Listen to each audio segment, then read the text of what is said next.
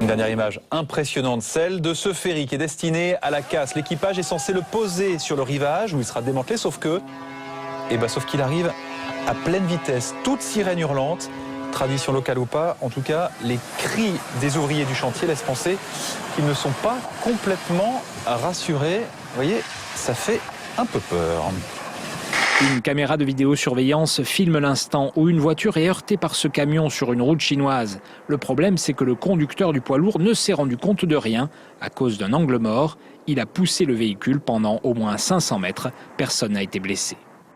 Lorsque les forces de la nature prennent possession des ruines, eh bien oui, on se dit que mieux vaudrait prendre ses jambes à son cou. C'est si vrai que quand il s'agit de dire où ils habitent, eh bien les 200 âmes du village ont une réaction parfois épidermique.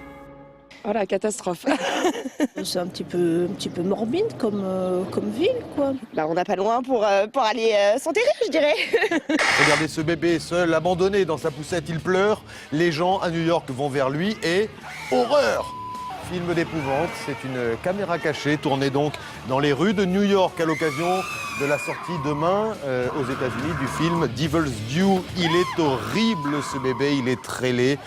Le chien le plus moche du monde vient, comme chaque année, d'être désigné aux États-Unis. Regardez, il s'appelle Cacahuète. C'est un mute et il a construit son succès sur une coupe de cheveux totalement déstructurée et une dentition totalement inattendue.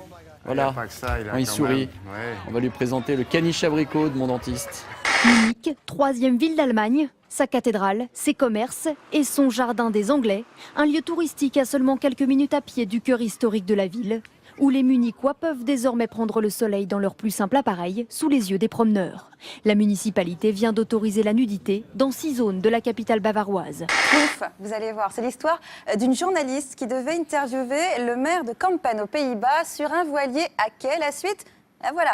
Binnenkort het grootste paasevenement van Nederland georganiseerd. Zeilkampen. Burgemeester, wat is er nou zo bijzonder aan Zeilkampen? Als je de mooiste... Jongens, dat gaat niet goed. Deze kant op. Nee. Probeer.